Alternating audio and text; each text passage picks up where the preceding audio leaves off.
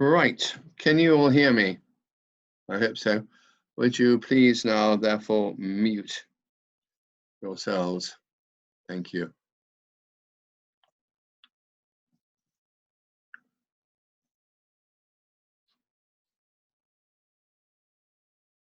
The one and only English Pope was Adrian IV, whose actual name was Nicholas Breakspere. He issued the papal bull Laudabilita in 1155, known as the Donation of Ireland. It granted permission for Henry II to invade Ireland in order to restore and bring the Irish Church under Roman system, and to do so with papal blessing. What I'm going to do at the moment is give you a brief historical background. So we're going to rather go quickly through the centuries.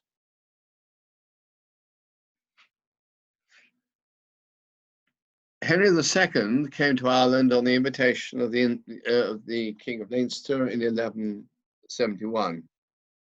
Henry received the fealty of the Irish kings and chiefs, and his son John became Lord of Ireland.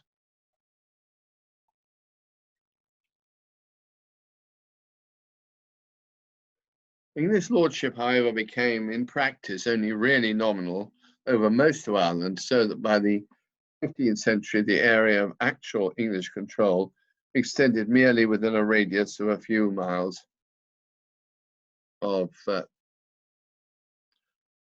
Dublin.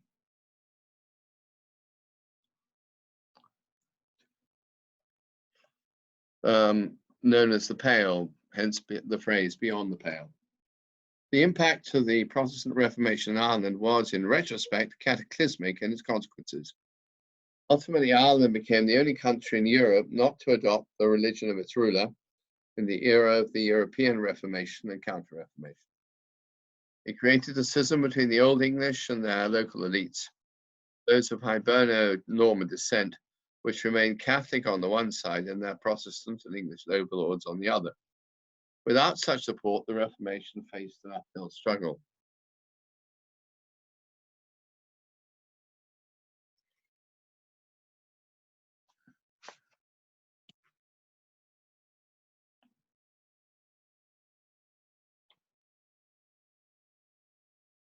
Jesuit missionaries and Catholic seminarians arrived on the continent after the Pope excommunicated Elizabeth I.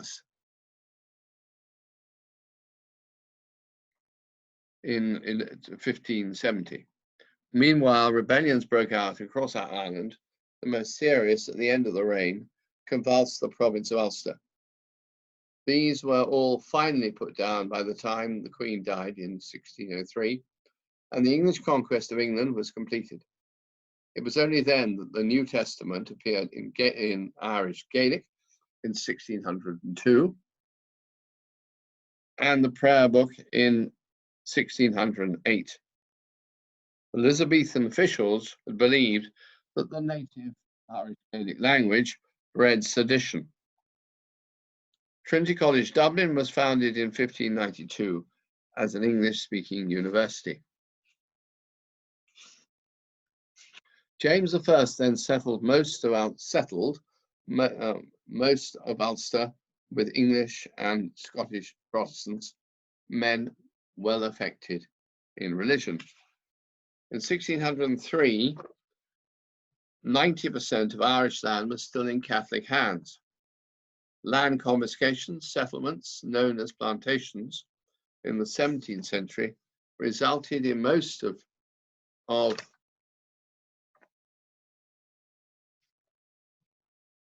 Ireland being.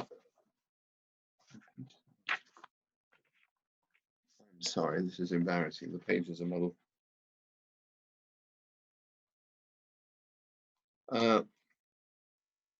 This isn't recording. Can you bear with me 1 moment? Sorry. You're missing a page. Most of Ireland, most of Ireland ending up in Protestant hands, either English or Scottish Protestants settling, taking over. By 1778, Irish Catholics owned a meager 5% of Irish land. James II and William III. Roman Catholics rallied to their co-religionist, the exiled James II, during the Jacobite War of 1690-91.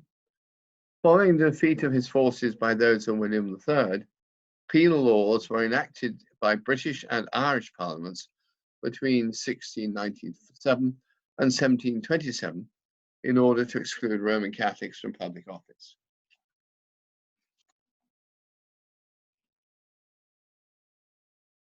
Henry Grattan reflected the penal law was the code in which British Protestant ascendancy had been hatched. Let me read that again. The penal code was the shell in which Protestant ascendancy had been hatched. Edmund Burke described the penal code as a machine as well fitted for the oppression, impoverishment, and degradation of a people as ever proceeded from the perverted ingenuity of man.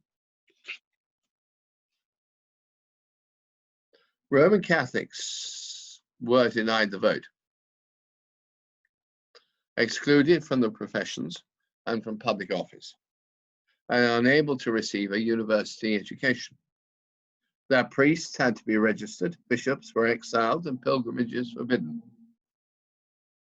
The most serious restrictions related to land ownership, for which reason Roman Catholic men could not marry Protestant women, and if a Catholic woman married a Protestant, then her land had to be brought, her children had to be brought up as Protestants.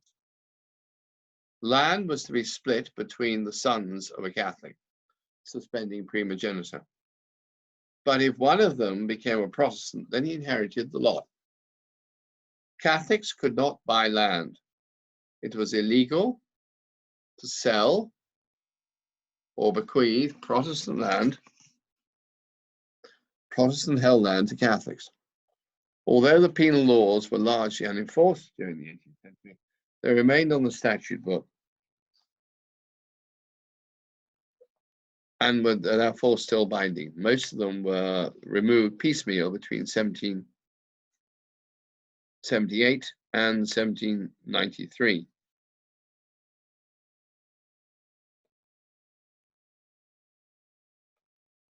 Ireland had its own bicameral parliament of Lords and Commons in Dublin, comprising solely of practicing Anglicans. They met in what are now the premises of the Bank of Ireland in College Green, and had a subordinate role to that of Westminster, enshrined in Poyning's Law of 1494. Executive power was executed by the Lord Lieutenant in Dublin Castle, who was to be a member of the British government and answerable directly to it.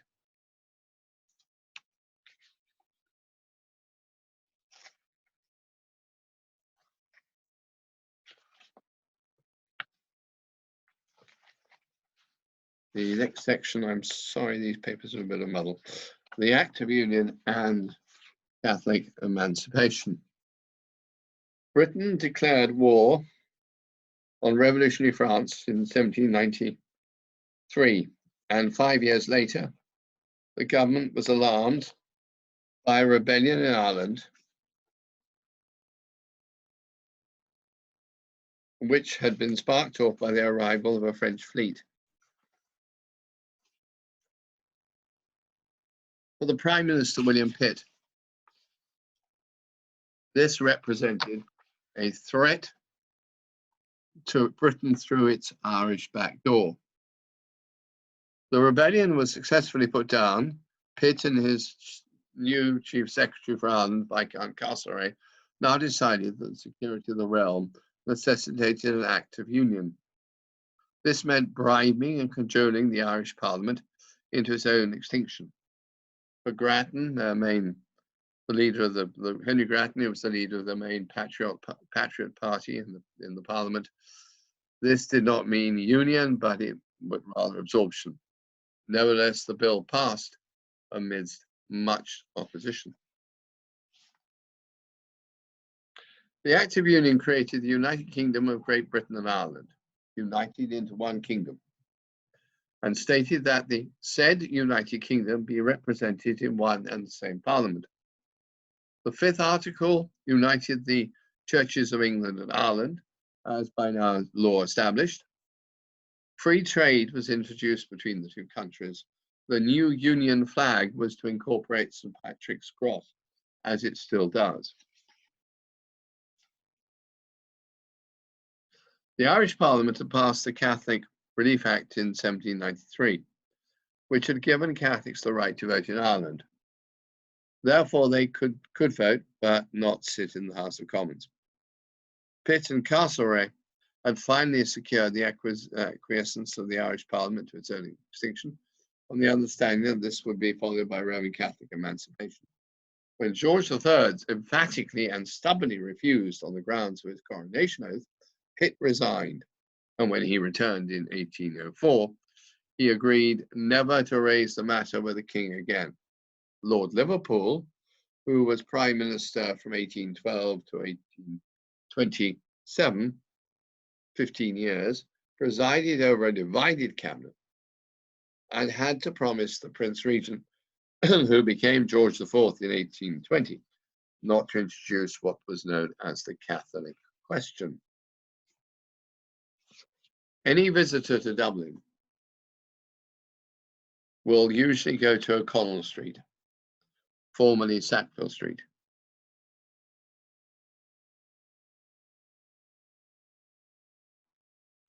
And there will behold Foley's giant statue of the man the Irish call the Liberator. The Irish Catholic barrister Daniel O'Connell,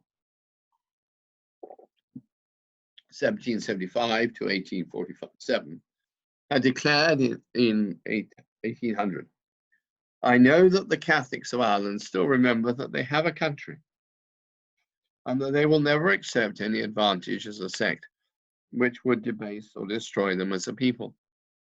He founded the Catholic Association in 1823 to campaign for emancipation. It received the support of the Irish clergy, and pennies were collected across Ireland for it after Mass. In 1828, O'Connell was overwhelmingly elected by the largely Catholic voters in a by-election for his home county of Clare. He was then refused a seat. On the 15th of January 1829, the king gave leave for the cabinet to consider the question. Faced with the spectre of disorder in Ireland and Wales, in Ireland, Wellington, Peel, and the king finally gave in.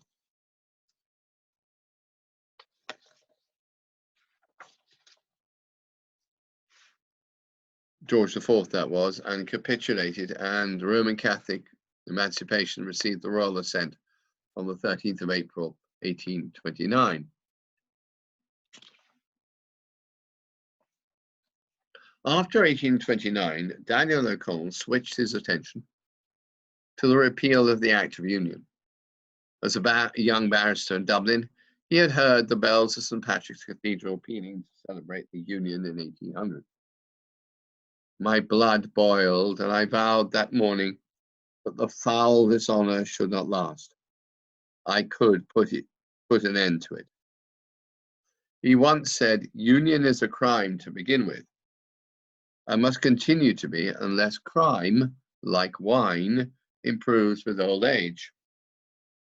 He continued to pursue that goal inside and outside Parliament until his death in 1847. He was described by Gladstone as the greatest public leader the world has ever seen.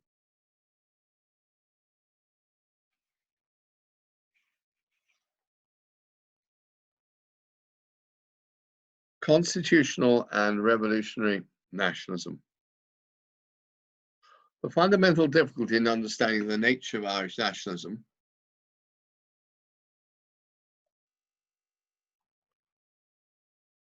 I'll repeat that again. Constitutional and revolutionary nationalism, this section.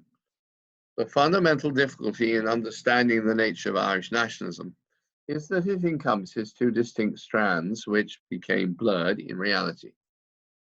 The first, the main strand, is that of pacific, peaceful, liberal and constitutional nationalism, which was advocated by Daniel O'Connell.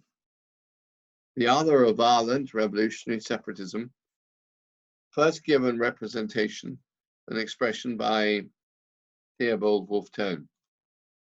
Both grew out of ideas which were conceived in the European Enlightenment and given birth in the American and French revolutions, and spread their seed across during the Napoleonic Wars.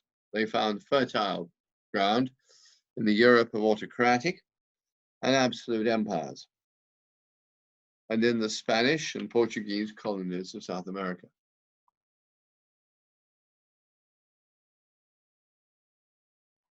O'Connell had limited and clearly defined objectives. Firstly, Catholic emancipation, and latterly the restoration of an Irish Parliament that would give expression to the aspirations of the Irish nation, controlling its own domestic affairs. Later, this would be called Home Rule and be the primary objective of Isaac Butt and of Charles Stewart Parnell's Irish nationalists.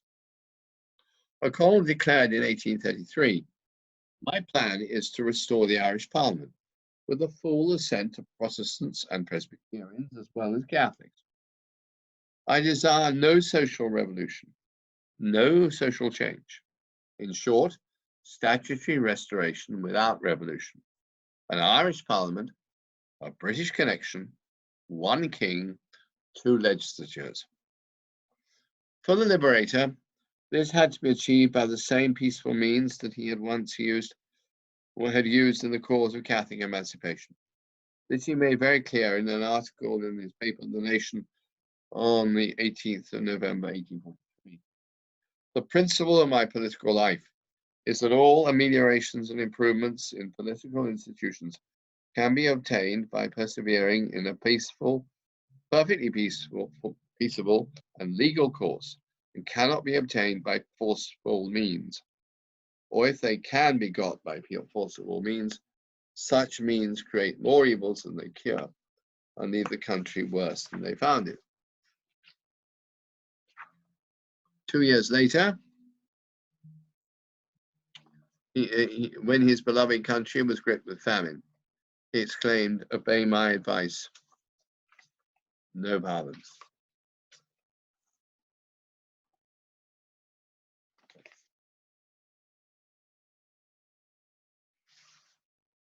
That's right. Theobald Wolfe Tone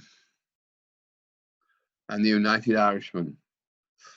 Theobald Wolfe Tone is seen as the father of Irish republicanism. He was born in Dublin in 1763 and grew up in the Church of Ireland. His education was both in Dublin and in England. After Trinity College Dublin, he went to Middle Temple London and was called to the bar, became a barrister, in 1789. In September 1791, Tone published An Argument on Behalf of the Catholics of Ireland. In the same year, he founded the United Irishmen with Lord Edward Fitzgerald. Tone proclaimed the purpose in the following words, which I'll invite you to have a look at. The two quotations are all part of one, but have a look at them for a moment while I let you do a bit of reading.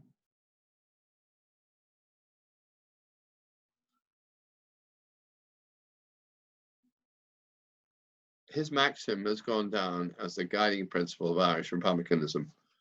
England's difficulty is Ireland's opportunity.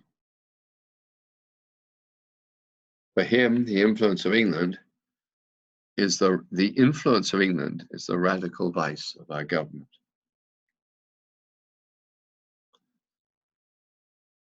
Tone was inspired by the principles of the French Revolution and his secret society was made illegal in 1793. Wolfe Tone set sail with a French fleet to bring men and arms to Ireland in 1796, but storms and other factors resulted in failure. 2 years later, the United Irishmen led a rebellion in Ireland without French help.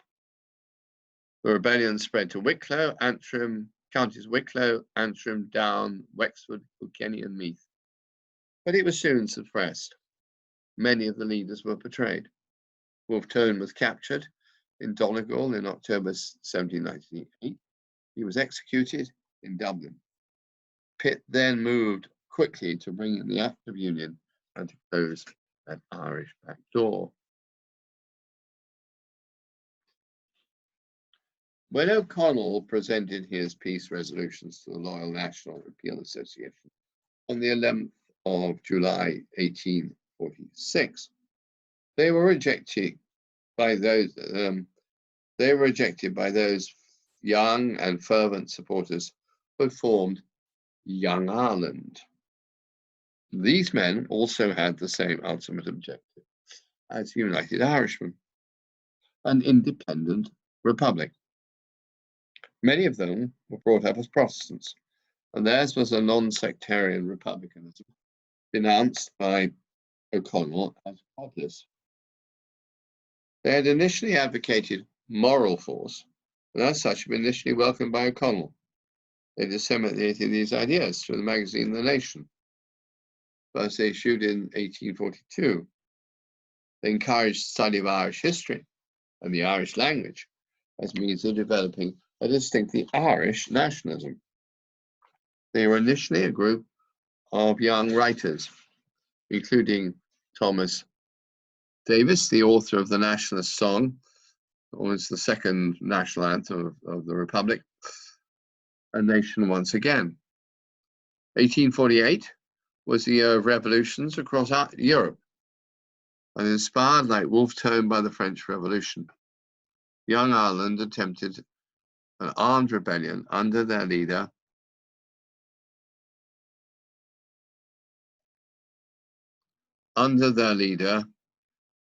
William Smith O'Brien. Welcome, Livia. It failed, and their leaders were either fled the country or were arrested.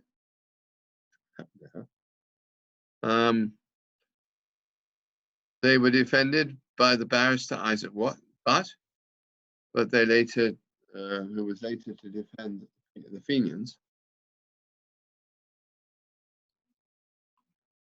and go on to form the Home Rule Association. They were found guilty and transported. Not sure whether Lubioff is with us. Might be a problem there.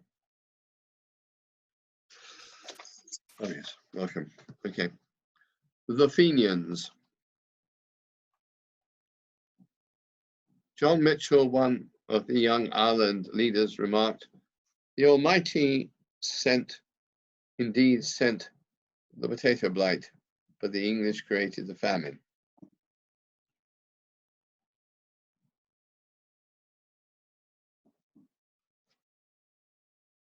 The Great Famine, which had started in 1845, fueled bitterness. I think this is working.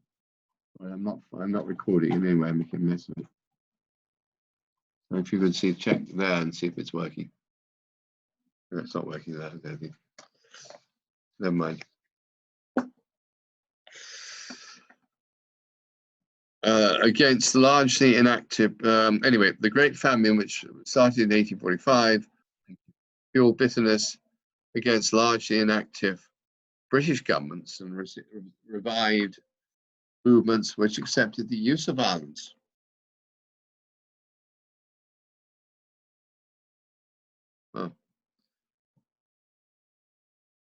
The use of violence in the pursuit of an independent republic. Two of the Young Ireland members who avoided arrest by fleeing to the continent were James Stephens and John O'Mahony, and they sought to continue the fight to overthrow British rule in Ireland.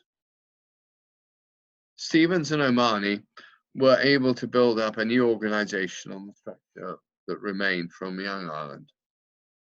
They took their shortened name, the Fenians, from Fianna, the legendary Fianna, the legendary warrior band established to protect the High Kings of Ireland. While still in exile in Paris, they founded the Irish Republican Brotherhood in 1858. In Ireland, whose members were under an oath and organised in circles.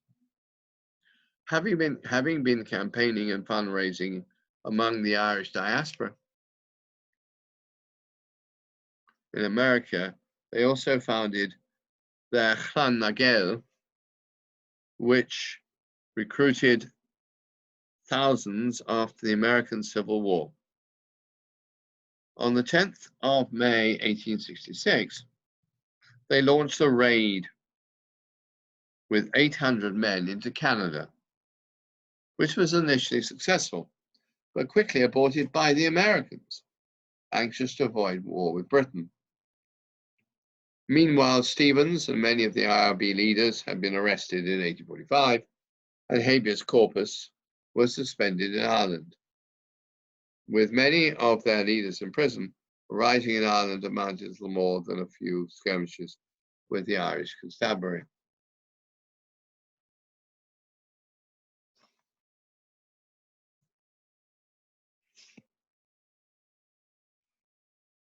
In 1867, they attacked Chester Castle and exploded a bomb against the wall of Clerkenwell Jail in the attempt to free the IRB leaders, resulting in 12 civilian fatalities.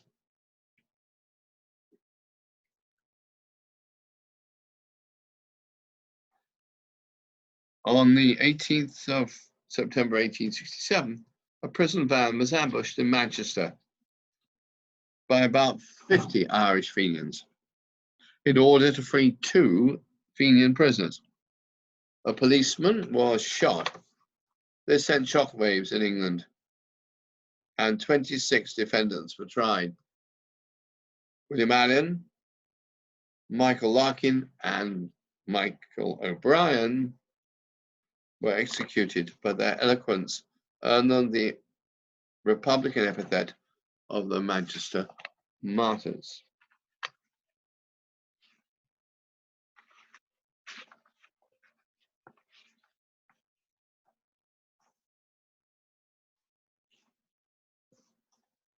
So we now move on to looking at the Great Famine. A defining moment in Irish history, if I can find the page.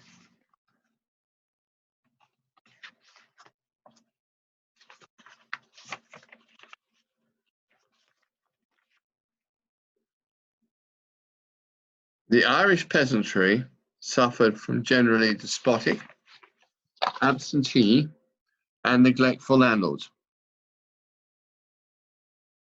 Their almost total reliance on the potato crop left them vulnerable to potato blights to a degree not witnessed anywhere else in Ireland.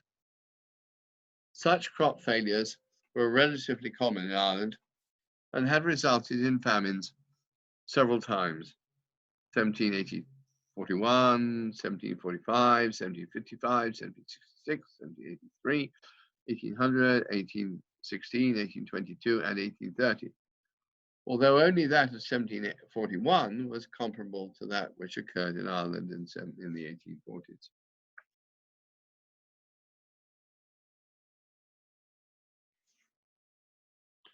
The Irish expected a bumper harvest in 1845, and the summer was mild but very wet. That year, however, most of Europe, including Russia, was affected by the potato blight, turning potatoes into a black, soggy, inedible mess.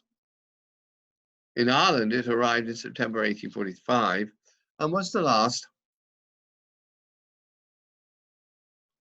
until 1851. The new strain had come to Europe from America, where it had first appeared the previous year. The potato that was most popular in Ireland at the time proved particularly susceptible to it. As one James Brown in Tyrone commented, "We had a field of potatoes that year in the back lane, and in one night they were struck with the blight, and both tops and roots were blackened." It killed off half of the annual crop of 1845, on which the peasants almost entirely depended for sustenance. The winter of 1845 was the harshest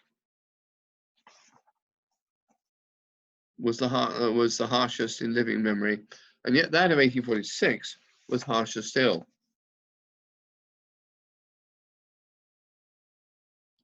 And those of 1848 and 1849 even worse.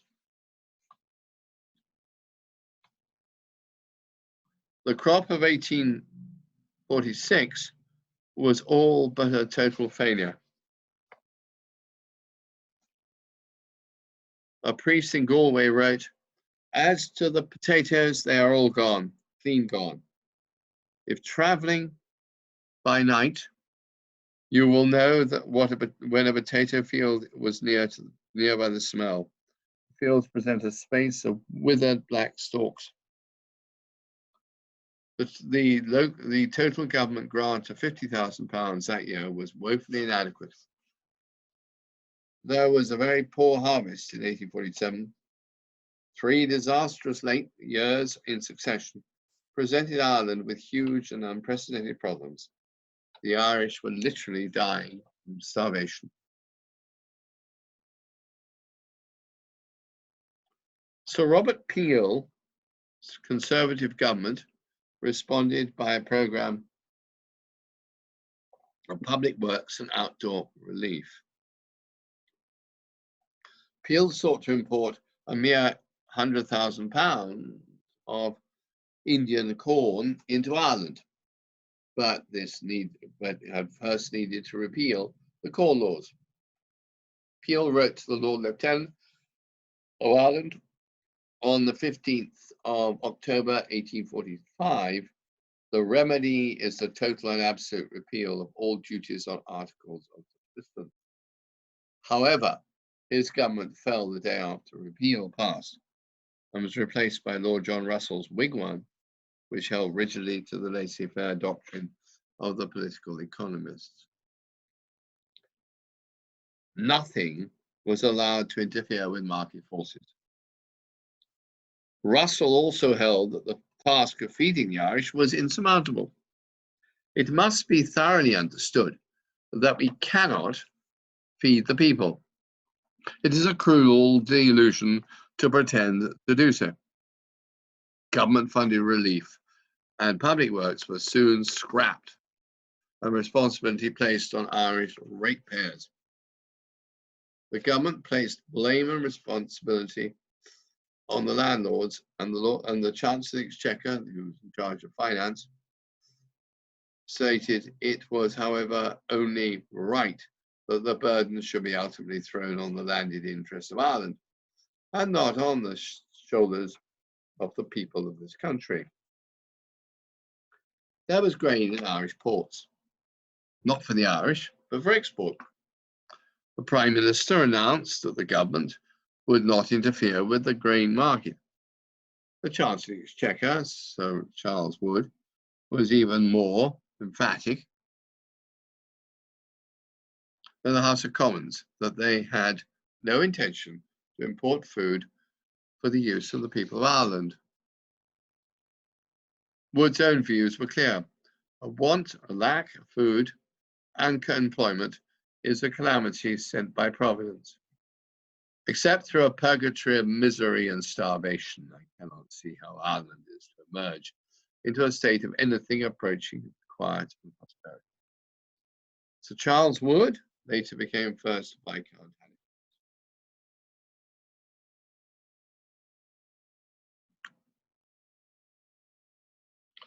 The exasperated Lord Lieutenant of Ireland, the Earl of Clarendon, wrote a letter to Lord John Russell on the 26th of November 1849. I do not think there is another legislature in Europe that would disregard such suffering as now exists in the west of Ireland, and could persist in a policy of extermination. The Italian revolutionary Mazzini reflected, they came to tell us that it is a well-ordered state of society, which for the lack of a few potatoes, thousands and even millions are reduced to starvation. About 1 million flocked into underfunded, overcrowded, disease-ridden, and overwhelmed workhouses in 1849. And as they did so, landlords exercised their right to take their homes, and thus they went back out of the workhouses and onto the streets. Famine brought to the weakened peasantry epidemics of typhus and cholera. Between 1846 and 1850, the population of Ireland dropped by nearly 2 million, about 23% of the total population. 1 million died of starvation or diseases associated with the famine, and 1 million more emigrated to North America or to England or Scotland. In a lecture to the World Bank in Washington on the 13th of March 2003, the then Irish Taoiseach Prime Minister Bertie Ahern remarked, "The Great Famine devastated the Irish population. It has left an indelible mark on the Irish psyche for the generations that followed." Final section, you'll be relieved to know. And I apologize for the problems so far. William Ewart Gladstone and Charles Stuart Parnell. On becoming Prime Minister for the first time in December 1869, William Ewart Gladstone famously declared, "My mission is to pacify Ireland." His commitment to the pursuit of a fair and just solution to the Irish question led him ultimately to accept the principle of home rule for Ireland and to sacrifice his political career and his party for that cause. Gladstone was the only 19th century Prime Minister to try seriously to understand and resolve the Irish question.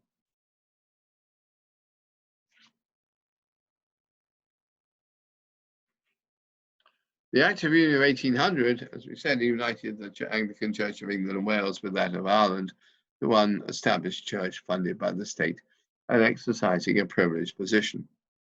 According to a Royal Commission in 1834, the religious affiliations in Ireland were approximately 81% Roman Catholic, 8% Presbyterian, and only 11% Anglican. The basic grievance of the Irish Catholic majority was that they were required by law to pay tithes, a tenth of their income and the value of their produce, to the church, to the Anglican Church. The main issue in the general election of 1868 resulted in was the disestablishment of the Irish Church. Gladstone's landslide victory resulted in his act to establish and disavow stop state funding of the Irish Church in 1869, which was also detached from the Church of England, thereby creating the Church of Ireland. It was no longer funded by the state, and its bishops no longer sat in the House of Lords. John Stuart Mill, in his book England and Ireland, 1868, looked at the Irish land question. In Ireland alone, the whole agricultural, I think you can read that actually, do read it. See if you're still awake. Have a moment to read that.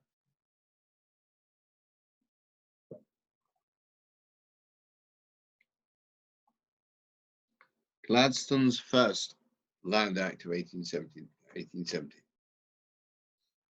I'll wait to come on to next. Okay, Gladstone's first Land Act of 1870 established that no tenant could be evicted if rent was paid on time, and that at the end of the lease, he was to be compensated for improvements. The House of Lords seriously mauled the bill and rendered it ineffectual. The widespread violence which followed necessitated a coercion act.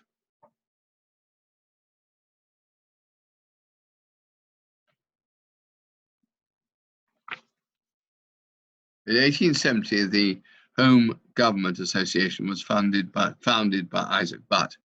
The campaign for the restoration of a separate parliament to be set up in Dublin to control domestic affairs.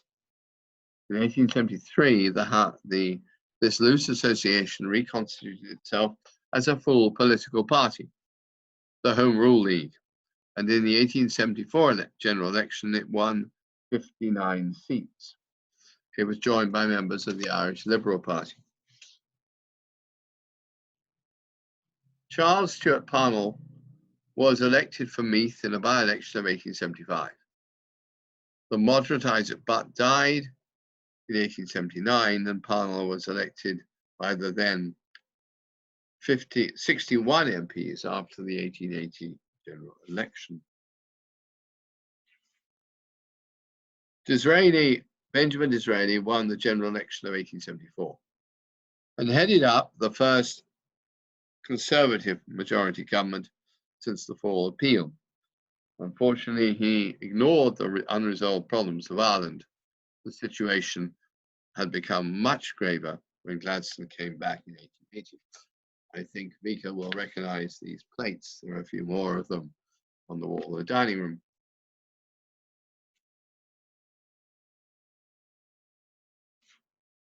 Agricultural depression had led to over 100,000 evictions in 7 years. An escalation of agricultural crime and violent outrages, such as arson and the maiming of landlords' animals. In 1879, Parnell had been elected president of the newly founded National Land League, which demanded urgent land reform. The Irish National Land League, set up by Michael Davitt in October 1879, campaigned to reduce rents for tenants and attempted to end the landlord system. Its membership swelled to 200,000. Its methods and tactics were at best bordered on legality. Parnell's own attitude to violence was somewhat ambiguous.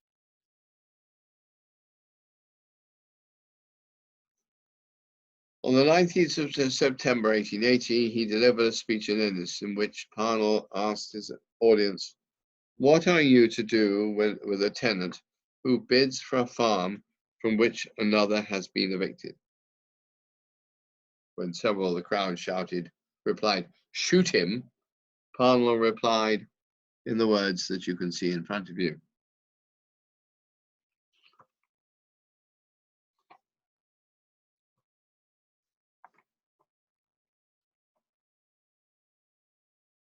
The landlord's agent in County Mayo, Captain Charles Cunningham Boycott, refused to lower the rents of tenants who were facing hardship because of bad harvests. For this reason, the tenants refused to have any dealings with him, and his people ostracized him. The people around him ostracized him. The word boycott entered the English language.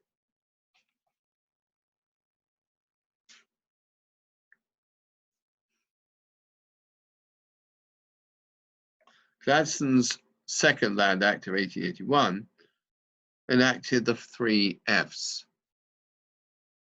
Fair rent, as an Irish Land Commission was created with powers to decide on rents, which were to be fixed for a period of 15 years.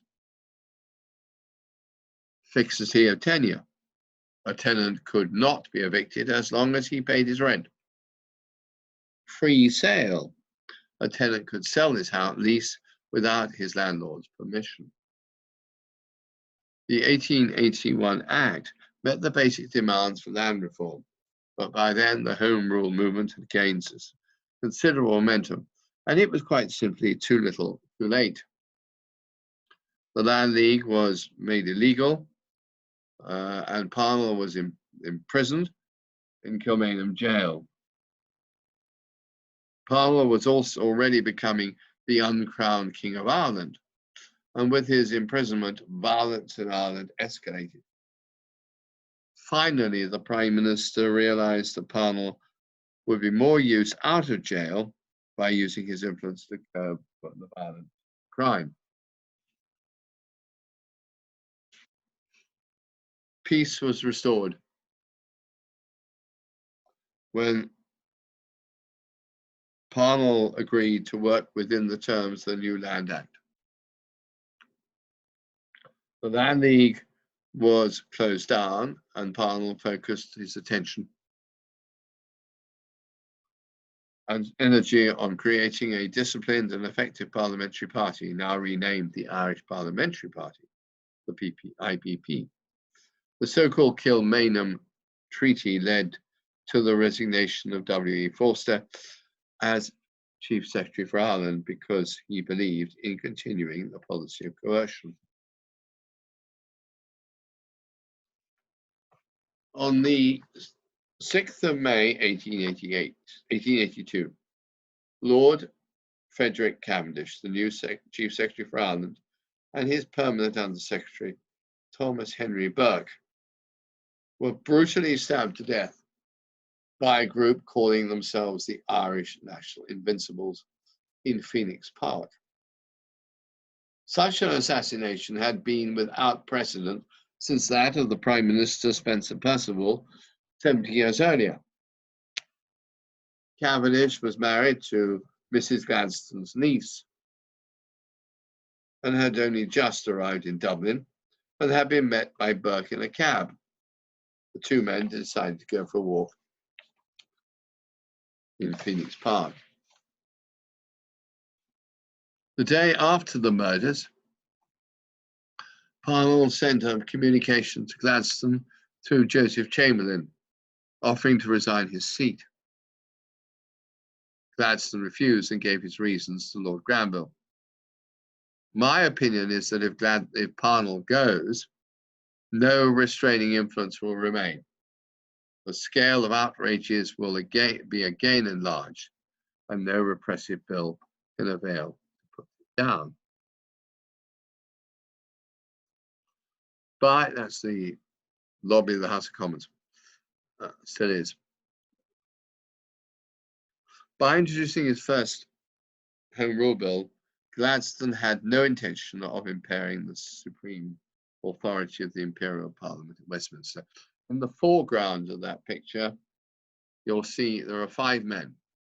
And from left to right, it's Joseph Chamberlain, Parnell, Gladstone, Lord Randolph Churchill, and Hartington, later the Duke of Devonshire. Which I'll refer to, I think, all of those.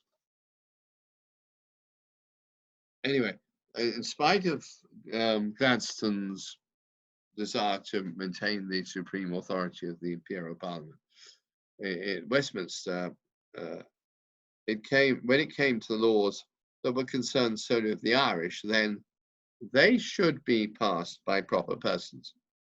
They should proceed from a congenial and native source, and besides being good laws, should be their own laws. Lord John Randolph Churchill, the father of Winston Churchill. For those of you, well, Vika knows Blenheim, so you'll come across him before. In Ulster, sectarian rioting broke out, and opposition to Home Rule revitalized the Orange Order and enlarged its membership. It sponsored meetings and arranged a large one in Ulster Hall in Belfast in February 1886, at which the main speaker was Lord Randolph Churchill, who had already served as Chief Secretary of State for India in Salisbury's minority government and was to go on to be Chancellor of the Exchequer. He was rapturously received by a wildly enthusiastic audience.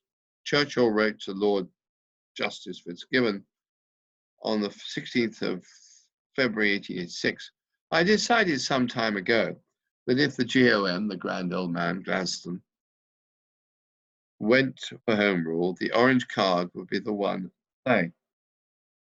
Please God, it may turn up the ace of trumps, not the two." Later, he would create the slogan, "Ulster will fight, and Ulster will be right."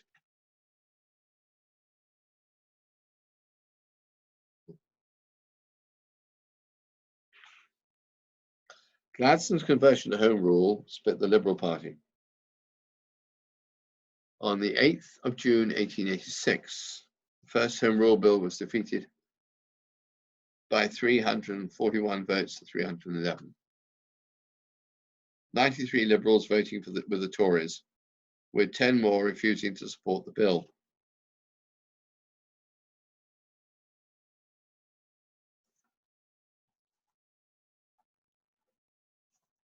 The issue polarised the Irish question and set the Conservative Party firmly on the side of upholding the Unionist cause. Whigs and Joseph Chamberlain's Liberal Unionists now supported Lord Salisbury's Conservatives as Unionists, and for most of the next 2 decades put the Liberals in opposition. Its defeat was met with much rejoicing in Belfast, where celebratory bonfires were lit. In December 1889, Captain William O'Shea, who had been one of Parnell's most loyal MPs, filed for divorce from his wife Catherine on the grounds of her adultery with Parnell. She had been Parnell's mistress for some years, and Parnell was the father of 3 of her children. In the ensuing scandal, Parnell's support ebbed away quickly, and he was denounced by the Roman Catholic hierarchy and lost the allegiance of most of his parliamentary party. He defiantly refused to stand down from the leadership of the Irish Parliamentary Party, which had itself begun to fracture after the defeat of Home Rule in 1886. He died in Brighton on the 6th of October 1891, broken in health and spirit, but by now married to Kitty O'Shea. In 1892, the Liberals came back with a wide-ranging and radical manifesto, but Gladstone was determined that Home Rule should be the top priority. On the 4th of April 1893, Arthur James Balfour represented his uncle Lord Salisbury at a march past of loyalists in Belfast, which lasted 4 hours. Gladstone's second Home Rule Bill passed through the Commons, only to be rejected by the House of Lords by an overwhelming majority on the 1st of September 1893. Gladstone resigned for the last time 6 months later at the age of 84. Herbert Henry Asquith, who as Prime Minister was becoming embroiled in his own Ulster crisis over his own Home Rule Bill, reflected in old age on the impact of Gladstone's resolution to introduce Home Rule. It is not an exaggeration to say that it changed the whole course of British politics during the lifetime of a generation.